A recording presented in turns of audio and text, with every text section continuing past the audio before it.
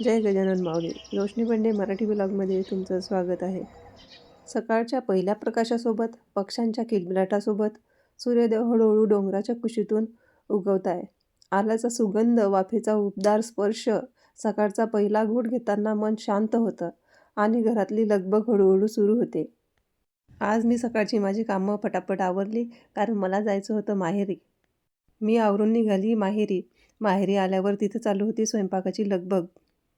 आई, काकू, मावशी सगळ्यांच्या हाताला कामं, पण होटावर हसू, कारण सगळं प्रेमानं केलं जातंय. इथं चालू आहे वांग्याची भाजी, वरणाची तयारी, म्हणजे स्वयंपाकाची पूर्ण तयारी इथं चालू आहे.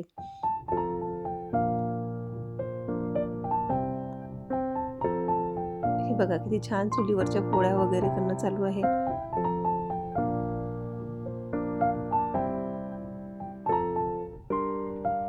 इथं चालू केला मी आमच्या एंगेजमेंट ब्राईडचा मेकअप. आज तिचं आयुष्य नवं वळण घेणार आहे. सौंदर्यापेक्षाही जास्त तिचं मन उजळून निघालंय. प्रोग्राम म्हटलं म्हणजे घाई गडबड खूप. अशाच्या घाई गडबडीमध्ये मी तिचं आवरून घेतलं. ही आली आमची गोड मनूताई. आत्या, आत्यासारखा माझा पण छान छान मेकअप करून दे. तिला हो म्हणत बाजूला केला. खेळत कुदत ती बाहेर गेली.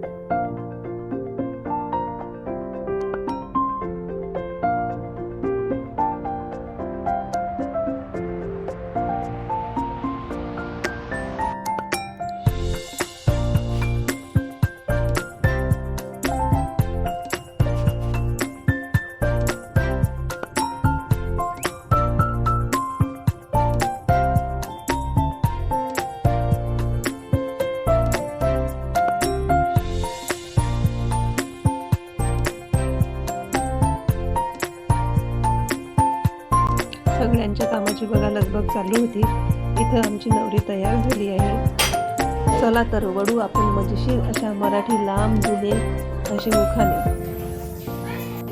गुलाबाचं फूल देठाला हिरवं, भरदास पाटलाचं नाव घेतो, मला नाही गर्व.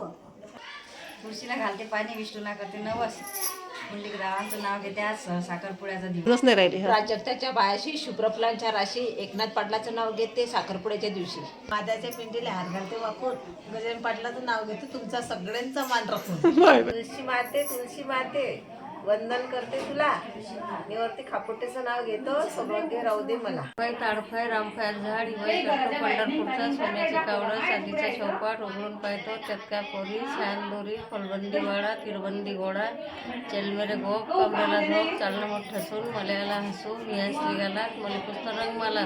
तुमचा माल कोणता? आमचा माल दख्खनचा, दख्खनची वस्ती दख्खनची दस्ती, सफाईवर लुगडं रायफूल काढ ते देऊळघाटचा अडकित्ता, सगळी सुपारी जामनेरची, यदलाबादची वाटी, मलकापूरची खरीक, बारापूर पेठा, शेगावले पानायचा तोटा, नांगरची शिपी, नांगरची कायदागिरी, पायचांची तोडे, त्याले फुटले फाशे, कमानी दरवाजा, त्याच्यावर बसला बगडा, भरदास पाटलाच नाव घ्यायला इतका वेळ लागला. जुन्या बायकांची उखाणे इथं ऐकून आपण थक्कच होऊन जातो. दूरदूरून आलेले पाहुणे, कोणी गप्पा मारतंय, कोणी आठवणी सांगतंय, लहानग्यांचा खेळ, मोठ्यांची चर्चा, घरभर बसलेले पाहुणे, घर कसं भरून निघून गेलं. मुंबईला पडला पाऊस, पुण्याला आला लोंढा, बापाने केला हुंडा, मामाने केला आहे, कैलास पाटलाचं नाव घेते, सुटले माझे माय. साडी नेसतं फॅशनची, पदर लावते साधा, शैलेशराव माझे श्रीकृष्ण मी त्यांची राधा. इथं बायकांच्या उखाण्याचा प्रोग्राम ऐकून झालेला आहे. चला तर बाहेर आपण येऊ मंडपामध्ये पाहुणे बसलेले आहे. प्रोग्रामाची सुरुवात झालेली आहे. इथं अंगण भरून गेलं पाहुण्यांनी आणि मन भरून गेलं आनंदाने. हा फक्त कार्यक्रमच नाही तर आठवणीचा खजिना आहे. गावाकडचं साधं पण समृद्ध जीवन असं क्षणभर अनुभवायला मिळतं. हे क्षण कॅमेऱ्यात नाही तर मनात साठवायचे.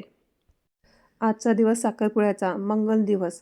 गावाकडच्या साखरपुड्यात कोणी शांत बसत नाही, कोणी आठवणी सांगतंय, कोणी त्यांच्या साखरपुड्याच्या गोष्टी सांगताय, लहानग्याचं खेळणं, कुदणं. एका बाजूला वडीलधारी मंडळी घराण्याच्या नात्यांच्या गप्पा मारताय.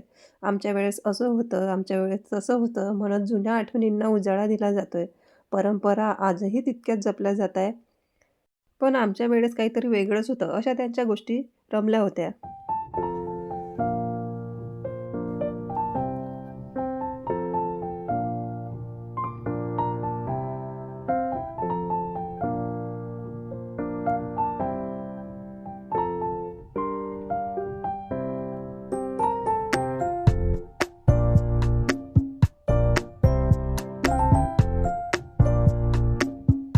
ओवाळणं वगैरे झाल्यावर वेळ आली पंक्तीची. आणि आता आपण बसूया पंक्तीमध्ये. वाफवलेलं वरण, गरम गरम पोळी, चविष्ट भाजी आणि शेवटी गोड गोड जिलेबी. प्रत्येक घासात मेहनत, प्रेम आणि समाधान. अजून घ्या म्हणणारे आग्रह, हेच तर गावाकडचं खरं सुख. यापासून तर पंक्तीपर्यंतचा हा प्रवास